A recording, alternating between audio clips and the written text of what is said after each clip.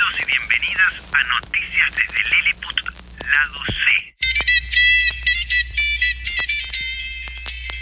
Bienvenidos y bienvenidas a Noticias desde Lilliput, lado C. ¿Qué tal? ¿Cómo están?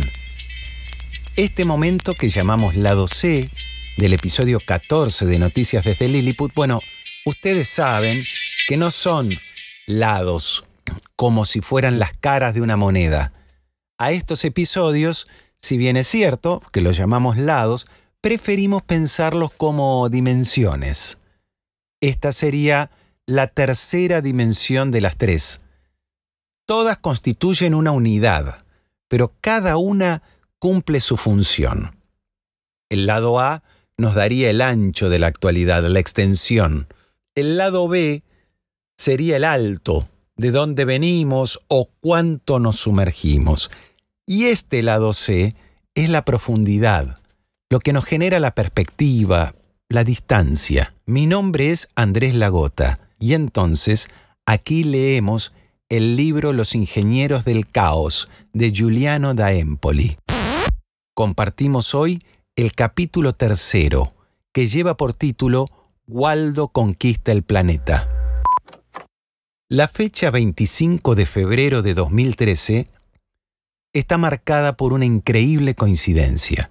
El mismo día en que el movimiento 5 Estrellas compite por primera vez en las elecciones y se convierte en el partido italiano más votado, obtiene el 25% de los sufragios, la cadena de televisión inglesa Channel 4 emite una ficción que explica más este fenómeno claramente que cualquier ensayo de sociología política. Al comienzo del episodio de la serie Black Mirror que se emitió esa noche, Waldo, un pequeño osito digital, azul, en el papel de presentador de un talk show terriblemente cutre, se burla del invitado del día con chistes de mal gusto. Detrás del simulacro se esconde Jamie, un treintañero frustrado que presta a Waldo sus gestos y sus raras ideas, maltratando siempre a los invitados, como Liam Monroe, un arrogante ex ministro de Cultura surgido de las filas del Partido Conservador. Fiesta. En un momento dado, el productor del programa se da cuenta de que el osito de peluche se está volviendo popular. La gente quiere ver más a Waldo en el monitor, dice. La oportunidad llega cuando un diputado conservador se ve obligado a dimitir debido a un escándalo de pedofilia y Liam Monroe es elegido para postularse en su lugar. ¿Por qué no seguirlo a donde quiera que vaya y ridiculizar su campaña? Imaginan entonces los productores. Mejor, ¿qué tal si lo ponemos a él y a Waldo cara a cara? Al inicio de la campaña, Monroe intenta ignorar a Waldo, quien sigue cada uno de sus pasos y gestos, dejando un reguero de insultos y bromas vulgares. El problema es que al público le encanta el oso burlón, hace reír a la gente y no se anda con rodeos, a diferencia de los políticos que se expresan mediante códigos y jergas. Apoyado por el pueblo, Waldo acaba siendo incluido entre los políticos cuando es admitido en un debate público. Resulta que Jamie, el actor que da voz al oso implacable, no está de humor. No tengo idea de cómo responder a una pregunta seria, se queja. Pero nadie te pide que hagas eso, dicen los productores. Tú eres el alivio cómico. Durante el debate, Monroe intenta deconstruir y acabar de una vez con todas con la pantomima del osito de peluche. Su presencia en el escenario devalúa nuestra democracia, exclama. Es solo un personaje de dibujos animados que no propone más que unos cuantos chistes y cuando se le acaban los chistes, empieza a atacar. Detrás de él se esconde un actor fracasado que a sus 33 años nunca ha hecho nada con su vida. Habla si tienes algo que proponer o retírate y cede tu lugar a los verdaderos candidatos. Por un momento Waldo duda, pero se recupera rápidamente. Vete al infierno, Monroe. Eres menos humano que yo, aunque solo soy un oso falso con una polla turquesa. Usted ustedes, los políticos, son todos iguales y por su culpa la democracia se ha convertido en una broma y ya nadie sabe para qué sirve. En tan solo unos minutos, la diatriba de Waldo se vuelve viral y registra millones de visitas en YouTube, además de me gusta, retweets y acciones compartidas. Los comentarios se multiplican. Todos están hartos de tanta inmovilidad. Este oso es el portavoz de los desanimados. Waldo comienza a participar en programas más serios y cuando los representantes fingen estar indignados por su falta de educación e ignorancia, él responde: «Cállate, hipócrita. Gracias a mí tendrás la mayor cantidad de acciones de tu vida». Sin perder de vista los votos, los productores crean una aplicación que geolocaliza a los votantes potenciales de Waldo y les presenta un gadget y una broma. Un comercializador estadounidense se pone en contacto con los productores. Por el momento, Waldo es antipolítico, pero en el futuro podrá transmitir cualquier contenido político, y esto puede funcionar en todo el mundo. Como Pringles, responde Jamie con sarcasmo. Exactamente, como Pringles, responde el americano sin ironía. El productor recibe entonces órdenes de Waldo en lugar del escrupuloso Jamie y comienza a incitar a sus seguidores a llevar a cabo acciones cada vez más violentas. El día de las elecciones, Waldo pierde por un puñado de votos, pero no importa. El fenómeno es incontrolable. Cuando se anuncian los resultados, Waldo ordena a sus fans que se quiten los zapatos y se los arrojen a Monroe, quien, sumergido en una lluvia de zapatos, pronto se encuentra como protagonista de un nuevo video viral. Si esto se convierte en la principal oposición, predice sombríamente mientras conduce por la ciudad, entonces es todo el sistema el que resulta absurdo, y probablemente lo sea, incluso si es el mismo sistema que construyó estas calles. La escena final tiene lugar unos años más tarde, de noche, en una megalópolis no identificada, al estilo Blade Runner. Una patrulla de milicianos uniformados persigue a palazos a un grupo de mendigos que duermen bajo un puente. Entre ellos se encuentra Jamie, que se encuentra frente a un gigantesco panel electrónico. Por la pantalla desfilan imágenes procedentes de los 4 rincones del planeta. Estudiantes asiáticos con uniformes turquesas de Waldo, aviones militares con Waldo en efigie. Superpuestos destacan los lemas vacíos del nuevo poder, traducidos a todos los idiomas: cambio, esperanza, creer, futuro. El antisistema se convirtió en sistema, y tras la máscara del carnaval, instauró un régimen de hierro. En febrero de 2013, cuando la historia de Waldo se mostró por primera vez en televisión, los espectadores no italianos pudieron pensar sin temor alguno que se trataba de una sátira inverosímil. En aquel momento, Donald Trump era todavía una figura exuberante en un reality show de la NBC, y en Gran Bretaña y el resto de Europa, hombres políticos tradicionales, provenientes de partidos tradicionales, ejercían el poder de una manera tradicional, sin nada les impidió prever el fenómeno que estaba a punto de sobrevenirles. Pero algunos años después de la emisión, está claro que Waldo está, en cierto modo, a punto de tomar el poder simultáneamente en todos los lugares. Por ello vale la pena estudiar las características de esta extraña bestia que se alimenta del odio, la paranoia y la frustración ajena. En un libro publicado en 2006, Peter Sloterdijk reconstruyó la historia política del cólera. Según él, un sentimiento irresistible impregna todas las sociedades, alimentado por aquellos que con razón o sin ella se creen perjudicados, excluidos, discriminados o insuficientemente escuchados. Históricamente, la Iglesia fue la primera en abrir los extractores para que esta inmensa ira acumulada pudiera expandirse. Luego los partidos de izquierda tomaron la delantera a partir de finales del siglo XIX.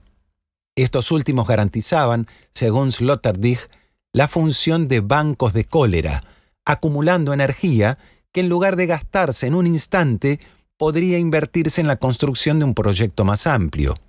Un ejercicio difícil ya que implicaba, por un lado, agitar constantemente la furia y el resentimiento y al mismo tiempo controlar tales sentimientos para que no se desperdiciaran en episodios individuales, sino que sirvieran para lograr el plan mayor. Según este esquema, el perdedor se convierte en militante y su ira encuentra una forma política de expresarse. Hoy en día, afirma Sloterdijk, ya nadie gestiona la ira que acumulan los hombres, ni la religión católica, que tuvo que abandonar los tonos apocalípticos, el juicio universal y la venganza de los humillados en el otro mundo para adaptarse a la modernidad, ni la izquierda, que en general se ha reconciliado con los principios de la democracia, el liberalismo y las reglas de mercado. Por tanto, desde principios del siglo XXI, la ira ha comenzado a expresarse de forma cada vez más desorganizada, desde movimientos antiglobalización hasta revueltas suburbanas. 10 años después de la publicación del ensayo de Sloterdijk, ya se ha demostrado que las fuerzas de la ira se han reorganizado y se expresan en el centro de la galaxia de nuevos populismos que desde Europa del Este hasta Estados Unidos, pasando por Italia, Austria y los países escandinavos, dominan cada día un poco más la escena política de sus respectivos países. Además de todas las diferencias entre ellos, estos movimientos tienen como punto común el hecho de que sitúan el castigo a las élites tradicionales de derecha e izquierda al frente de su agenda política. A estos últimos se les acusa de haber traicionado el mandato popular al cultivar los intereses de una minoría restringida en lugar de servir a los deseos de la mayoría silenciosa.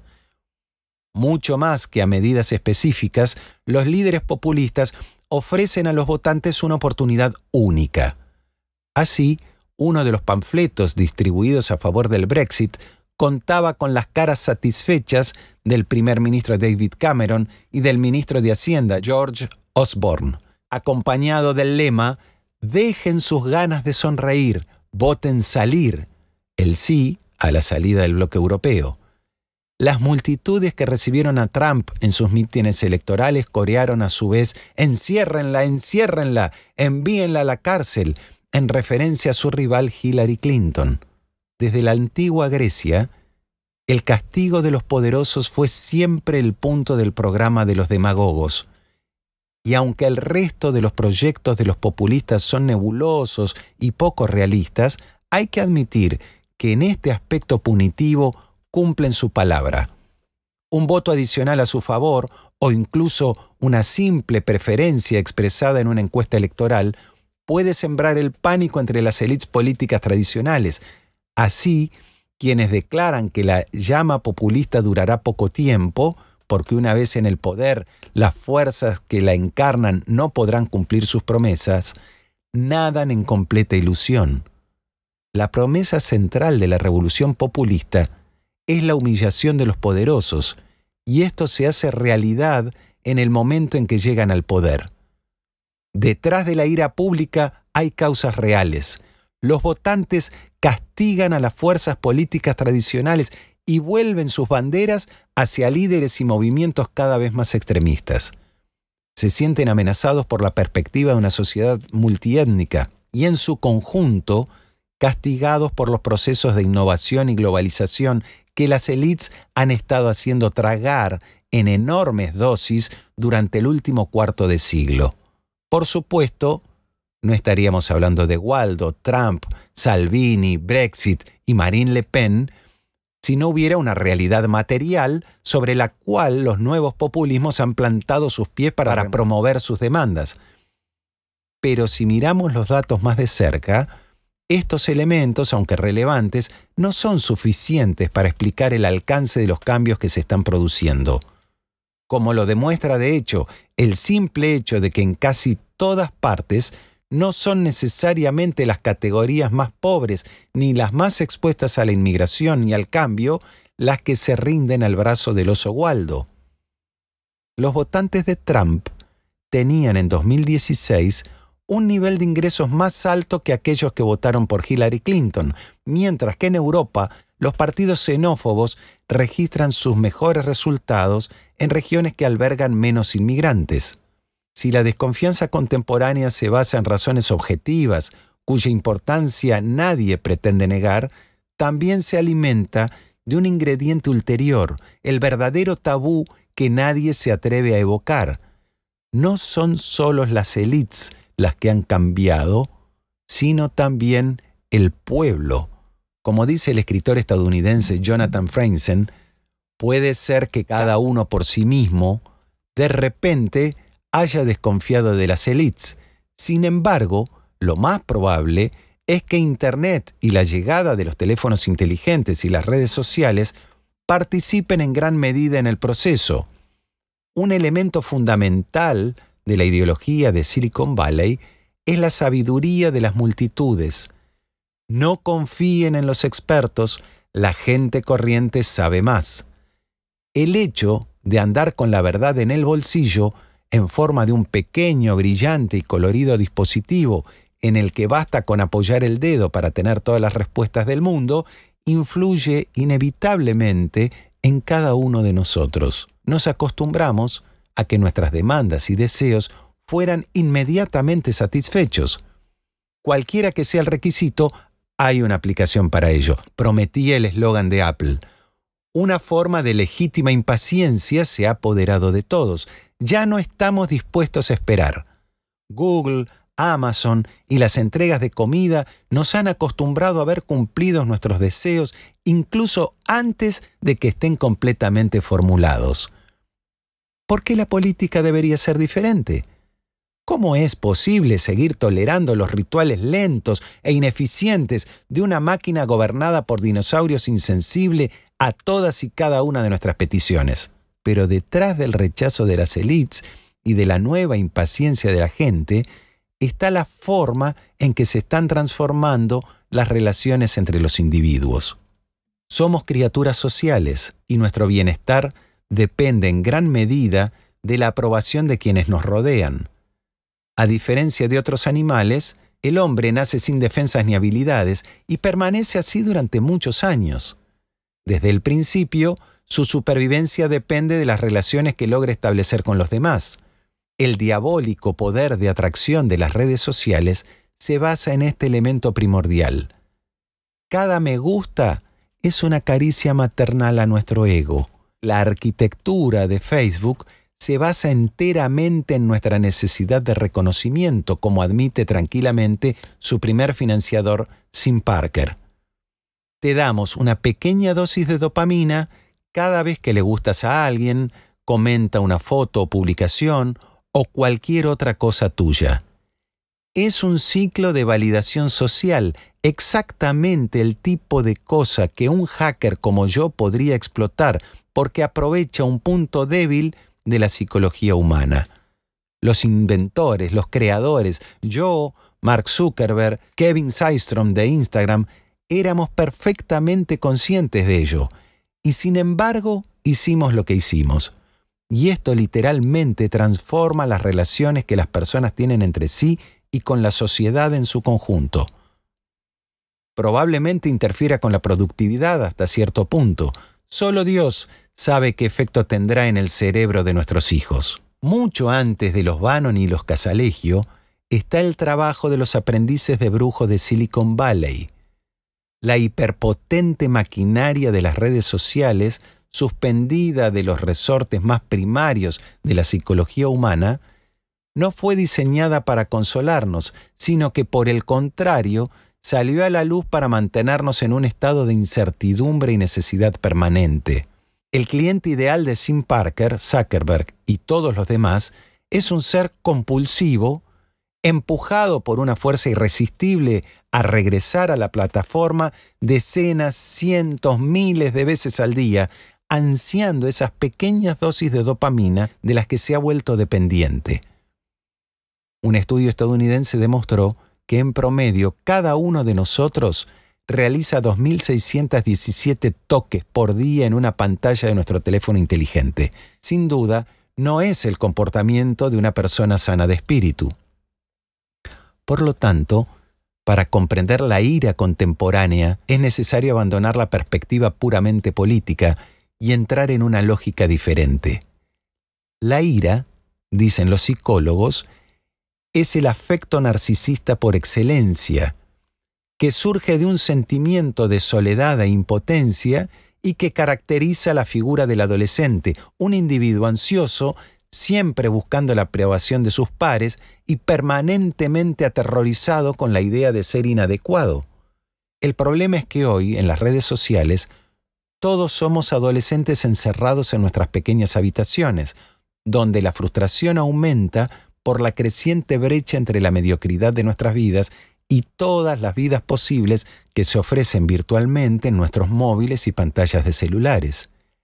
Y al igual que un adolescente, explican los psicólogos, tenemos muchas posibilidades de acabar en dos tipos de sitios de Internet que alimentan aún más nuestra frustración: los sitios pornográficos y los sitios conspirativos, que ejercen un intenso poder de fascinación porque ofrecen, en definitiva, una explicación plausible de las dificultades en las que nos encontramos. Es culpa de otros, nos dicen, porque los demás no hacen más que manipularnos para conseguir sus objetivos demoníacos. Te mostraremos la verdad, continúa. El conspirador siempre propone un mensaje halagador. Entiende al desenfadado, conoce su enfado y lo justifica. Vale, no es culpa tuya, es de otra persona, pero aún así puedes corregirte y convertirte en un soldado en la batalla por la verdadera justicia. Sé parte de las cosas más pequeñas para llegar a las más grandes. Simone Lenzi relató en un hermoso libro la epidemia de resentimiento y de ira que se apoderó de los italianos tras un episodio aparentemente banal. Recuerdo que un día empezó una discusión en el blog sobre el acto de dar cambio, especialmente de aquellos que cometen errores al dar cambio. Cada uno contó sus propias experiencias, en el estanco, con el vendedor de periódicos, el farmacéutico, el camarero a la hora de pagar. Todos los participantes en el debate habían sido víctimas de vueltos equivocados, pero por supuesto, en la dirección opuesta, nadie recibió demasiado vuelto. A uno intentaron embolsarle 2 euros y a otros 10 euros. Empleados, farmacéuticos, camareros, taxistas, todos fingen ser engañados para robar a otros, pero finalmente ha llegado el momento de decir basta. Ya no aceptarían ser engañados, no estaban solos, ya no eran unos pocos átomos sueltos en el universo, ahora formaban parte de una legión. ¿Cómo te llamas?, preguntó Jesús. Me llaman Legión, porque somos muchos. La historia del cambio, del vuelto, es naturalmente un ejemplo trivial, pero ilustra muy bien la dinámica paranoica que subyace a las 1000 conspiraciones que florecen todo el tiempo en las pantallas. Las redes sociales por naturaleza no están diseñadas para la conspiración. A Sean Parker y Mark Zuckerberg no les importa mucho la cuestión de los vueltos equivocados, ni, supongo, creen que las vacunas causan autismo o que George Soros planeó la invasión de Europa por inmigrantes musulmanes. Pero las tramas funcionan en las redes sociales porque provocan emociones fuertes, controversia, indignación y enojo. Y estas emociones generan clics y mantienen a los usuarios pegados al monitor. Un estudio reciente del Instituto Tecnológico de Massachusetts, el MIT, demostró que la información falsa tiene, en promedio, un 70% más de probabilidades de ser compartida en Internet, ya que generalmente es más original que la verdadera. Según los investigadores en las redes sociales, la verdad tarda 6 veces más que las noticias falsas en llegar a 1.500 personas. Por fin tenemos la confirmación científica de la frase de Mark Twain de que una mentira puede viajar alrededor del mundo al mismo tiempo que la verdad se pone los zapatos. Los nuevos empleados contratados por Facebook se enteran inmediatamente de que el parámetro crucial para las empresas se llama L6/7, un índice que mide el porcentaje de usuarios tan intoxicados por la plataforma que la utilizan 6 veces a la semana. Para aumentar este número, no basta con la información real y los círculos virtuales en pubs entre viejos amigos de la clase. La simple contemplación de la realidad no requiere suficiente tiempo, escribe Jaron Lanier. Para mantener a sus usuarios conectados, una empresa de redes sociales debe, sobre todo, hacer las cosas de una manera que los haga sentir nerviosos, en peligro o asustados. La situación más eficaz es aquella en la que los usuarios entran en extrañas espirales de consensos muy poderosos o, por el contrario, de conflictos graves con otros usuarios. Esto nunca termina y ese es exactamente el objetivo. Las empresas no planifican ni organizan ninguno de estos modelos de uso. Son otros los que se animan a hacer el trabajo sucio, como los jóvenes macedonios que complementan su presupuesto mensual publicando noticias falsas envenenadas, o incluso estadounidenses deseosos de ganar dinero extra. Aún es necesario comprender plenamente las implicaciones de una empresa de este tipo que aplica su modelo a un tercio de la humanidad, 2.200 millones de personas, que utilizan Facebook al menos una vez al mes. Pero ya ha quedado claro que uno de los efectos de la expansión de las redes sociales ha sido aumentar estructuralmente el nivel de ira ya presente en nuestra sociedad. Todos los estudios muestran que las redes sociales tienden a exacerbar los conflictos, radicalizando tonos hasta convertirse en algunos casos en un verdadero vector de violencia. En Birmania, las ONG denuncian desde hace años el papel desempeñado por las comunicaciones a través de Facebook en la persecución de la minoría musulmana rohingya. En 2014, un extremista budista provocó una serie de linchamientos al compartir información falsa sobre una violación en la plataforma. Las autoridades se vieron obligadas a bloquear el acceso a Facebook para detener la vorágine. Un estudio de miles de publicaciones pudo esbozar los contornos de una verdadera campaña que deshumaniza a los rohingyas y promueve el uso de la violencia hasta el extremo del genocidio. En Brasil, varias investigaciones han demostrado el papel desempeñado por YouTube en la propagación del virus Zika. A partir de 2015, mientras las autoridades médicas luchaban por distribuir vacunas y larvicidas que mataban a los mosquitos que transmiten el virus, aparecieron en línea los primeros videos de conspiraciones. Algunos de estos videos revelaron la supuesta existencia de un complot de ONG para exterminar a las poblaciones más pobres, mientras que otros atribuyeron la propagación del virus a esas mismas vacunas y larvicidas. La popularidad de estas películas creó un clima de desconfianza que llevó a muchos padres y madres a rechazar procedimientos médicos esenciales para la supervivencia de sus hijos. Luchamos a diario contra el doctor YouTube y estamos perdiendo la batalla, informó un médico a la prensa brasileña. Guillaume Chaslot, ex empleado de YouTube, explicó claramente cómo el algoritmo de la plataforma responsable del 70% de los videos vistos fue diseñado para empujar a la audiencia hacia los contenidos más extremos, maximizando el nivel de engagement hasta sus límites. Así, quien busque información sobre el sistema solar en YouTube encontrará un menú repleto de videos que apoyan la teoría de la Tierra plana, mientras que los usuarios interesados en temas de salud serán redirigidos rápidamente a las ideas de Novax, el movimiento antivacunas y conspiracionista. El mismo mecanismo se acelera en el campo político.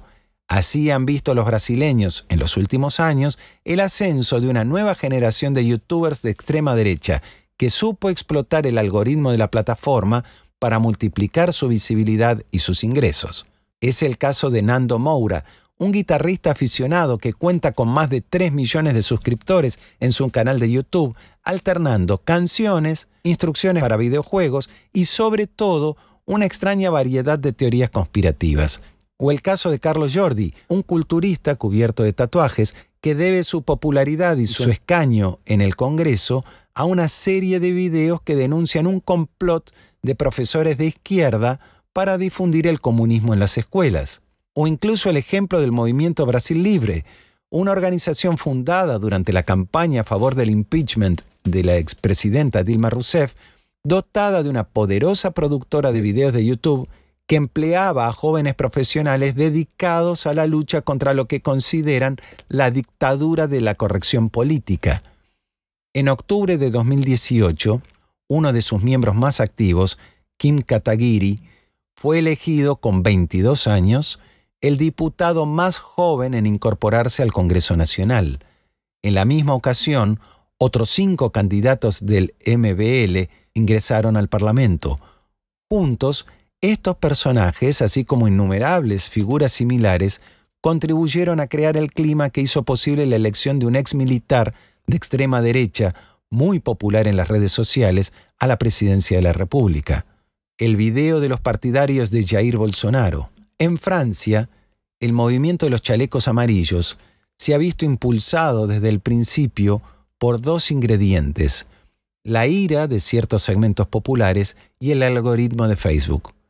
Desde los primeros Groupe Colère, grupos de cólera, que comenzaron a aparecer en la plataforma a principios de 2018, hasta las peticiones en línea contra los precios del combustible, que reunieron a millones de seguidores, incluidos grupos como la France en Colère, que se convirtieron en órganos de información y centros de coordinación de protestas. A falta de una organización formal, los creadores de las páginas más seguidas en Facebook se convirtieron automáticamente en líderes del movimiento, acogidos por las autoridades y cortejados por los medios.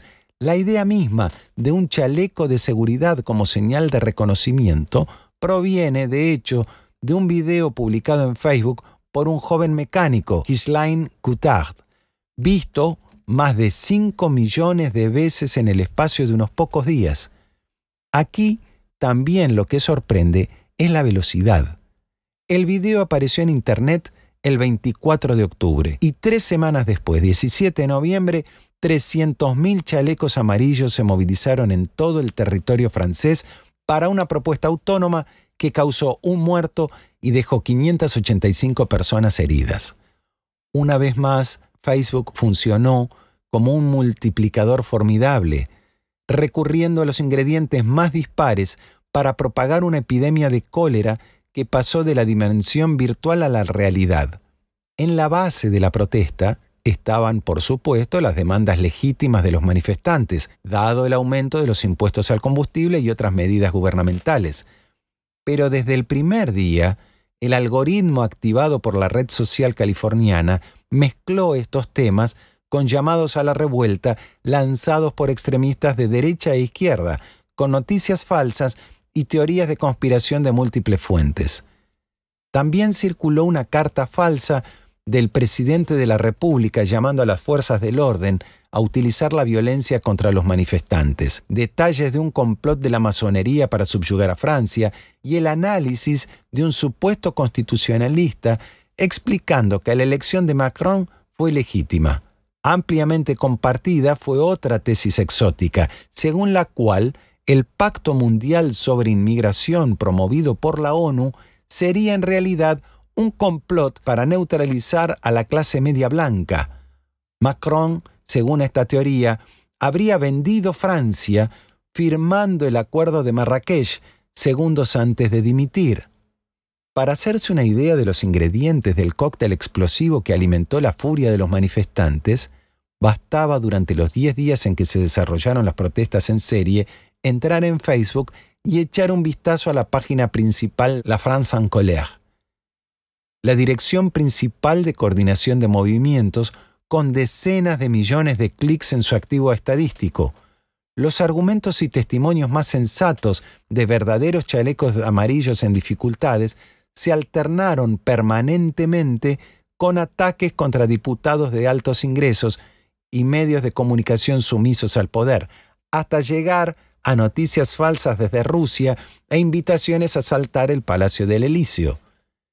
En su plasticidad, capaz de combinarlo todo y principalmente lo contrario de todo, el movimiento de los chalecos amarillos demostró por enésima vez que la ira contemporánea no nace solo de causas objetivas de carácter económico y social. Nace también del encuentro de 2 grandes tendencias que se han observado. En términos de oferta política, el debilitamiento de las organizaciones que tradicionalmente canalizan la revuelta popular, los bancos del cólera de Sloterdijk, la Iglesia y los partidos de masas, y en términos de demanda, la irrupción de nuevos medios que parecen haber sido diseñados a propósito, y de hecho lo fueron, para exacerbar las presiones más extremas, los clubes de luchas de cobardes, en la precisa definición de Marilyn Maeso. La capacidad de posicionarnos en el corazón de esta intersección de tendencias determina el verdadero talento de los ingenieros del caos. Uno de ellos, el principal asesor de Viktor Orbán, Arthur Finkelstein, describió la situación en los siguientes términos en la primavera de 2011. Me muevo mucho por el mundo y veo allá donde voy mucha rabia. En Hungría, Jobbik obtuvo el 1% de los votos con el mensaje «La culpa es de los gitanos». Lo mismo ocurre en Francia, Suecia y Finlandia. En Estados Unidos, la ira se centra en los mexicanos, en los musulmanes. Solo hay un grito: nos roban el trabajo, nos cambian el estilo de vida. Esto producirá una demanda de gobiernos y hombres más fuertes que detengan a esta gente, sean quienes sean. Hablarán de economía, pero la esencia de su negocio es otra, es la ira. Es una gran fuente de energía que está en pleno desarrollo en todo el mundo.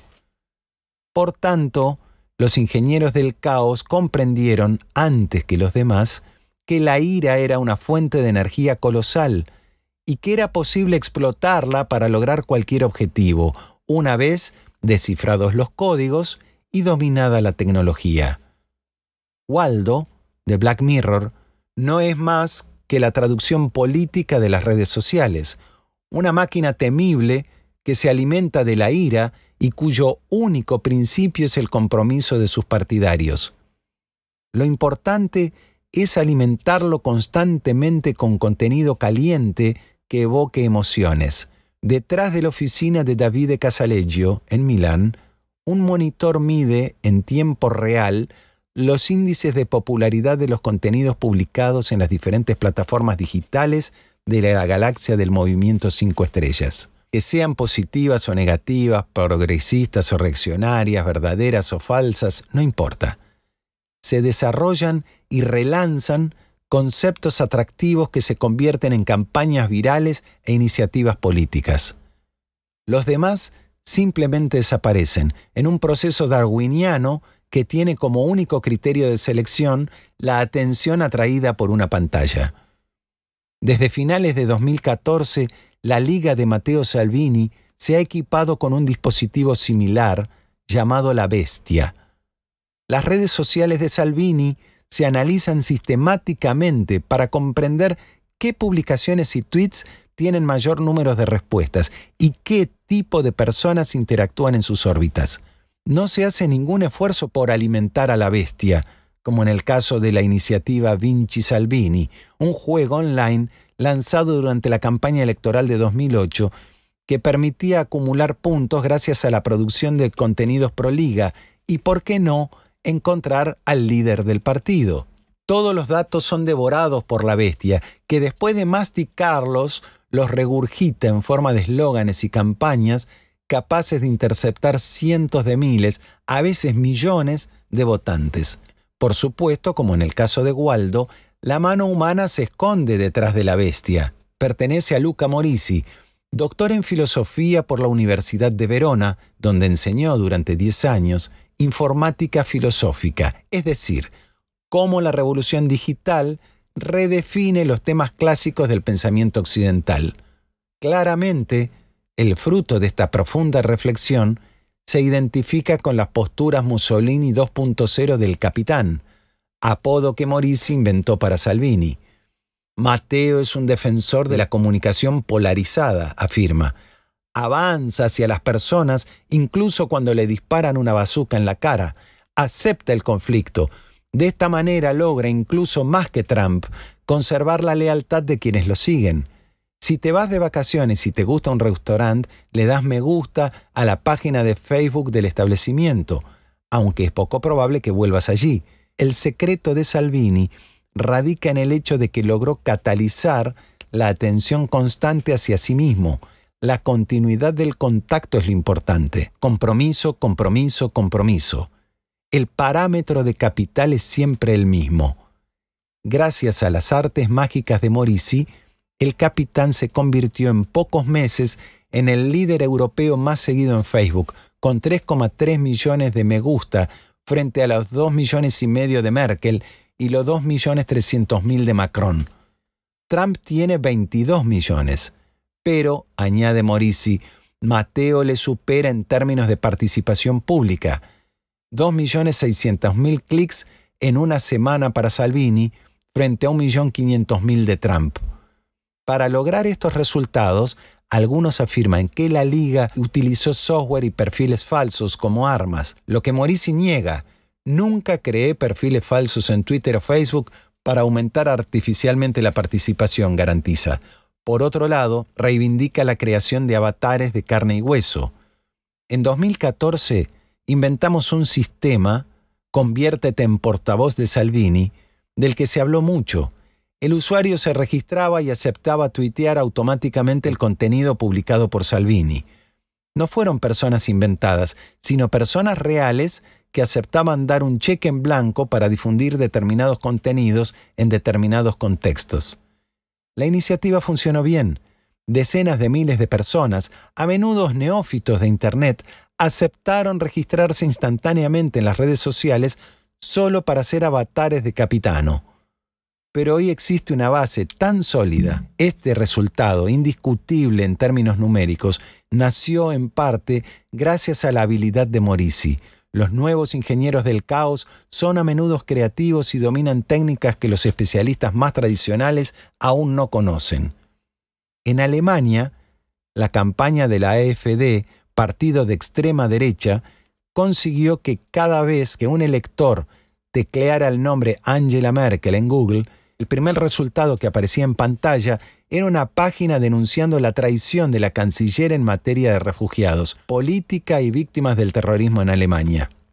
En Estados Unidos, detrás de la aparente sencillez de la campaña low cost de Donald Trump, también se esconden técnicas psicométricas de Cambridge Analytica y sobre todo la capacidad de aprovechar las funcionalidades más innovadoras de Facebook gracias a un equipo de técnicos movilizados por la empresa, a lo que Hillary durante la campaña se había negado. En Brasil, los comunicadores que trabajan para el candidato ultranacionalista Jair Bolsonaro eludieron los límites impuestos al contenido político en Facebook, comprando miles de números de teléfonos para bombardear a quienes usaban WhatsApp con mensajes y noticias falsas. Pero a pesar de las hazañas acumuladas por los ingenieros del caos, la verdadera ventaja competitiva de Waldo no es de naturaleza técnica. Reside en la naturaleza del contenido en que se basa la propaganda populista. La indignación, el miedo, los prejuicios, los insultos, las polémicas racistas o de género se difunden en las pantallas y proporcionan mucha más atención y compromiso que los aburridos debates de la vieja política. Los ingenieros del caos son muy conscientes de esto. Como dice Andy Wigmore, mano derecha del líder soberanista británico Nigel Farage y estratega de 2 campañas a favor del Brexit, cuando publicábamos algo sobre economía, recibíamos 3 o 4 mil me gusta como máximo, pero cada vez que incluimos un factor emocional, siempre obtuvimos al menos 400 o 500 mil, a veces 2 o 3 millones de me gusta. No importa si el compromiso surge de echar más leña al fuego del prejuicio y del racismo o de la difusión de información falsa. Fotografiamos la realidad, afirma Morisi. Por supuesto que utilizamos colores fuertes, pero nos damos cuenta de que esos sentimientos ya están en el corazón de las personas.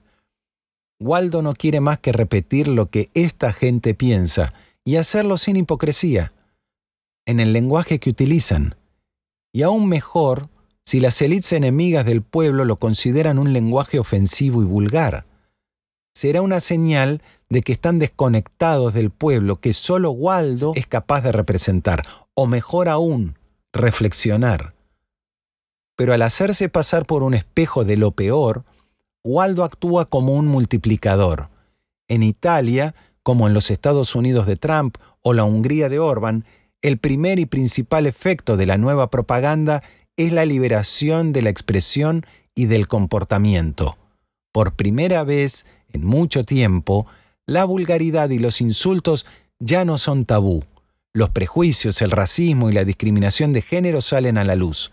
Las mentiras y el conspiracionismo se convierten en claves para interpretar la realidad. Y todo esto presentado como una guerra sacrosanta por la liberación de la voz del pueblo. Finalmente liberada de los códigos opresivos de las élites globalizadas y políticamente correctas. Estas mismas élites que provocaron la crisis financiera, que provocaron el empobrecimiento de las clases populares y, para colmo, conspiraron con las ONG y el lobby judío masónico para sustituir la mano de obra local por inmigrantes de países del sur. Una vez que se libera la ira, es posible construir cualquier tipo de operación política. Descubre por qué la gente está enojada. Diles que es culpa de Europa. Vota y haz que voten por el Brexit. Así resumió uno de los ingenieros del caos la estrategia elemental y temible de una campaña de referéndum que parecía condenada al fracaso. Déjenme ser el portavoz de su ira. Con este mensaje llegó a la Casa Blanca el candidato más improbable de la historia. Detrás de los principales acontecimientos geopolíticos de los últimos años está la risa ácida de Waldo, el oso azul que parecía una broma y se convirtió en un actor a punto de cambiar la faz del mundo. Si para Lenin el comunismo eran los soviets y la electricidad, para los ingenieros del caos, el populismo es hijo del matrimonio entre la ira y los algoritmos. Hasta nuestro próximo encuentro del lado C de Noticias desde Lilliput, en el que compartiremos el capítulo 4 de Los Ingenieros del Caos de Giuliano da Empoli, que lleva el sugestivo título de Troll, el jefe. Hasta la próxima.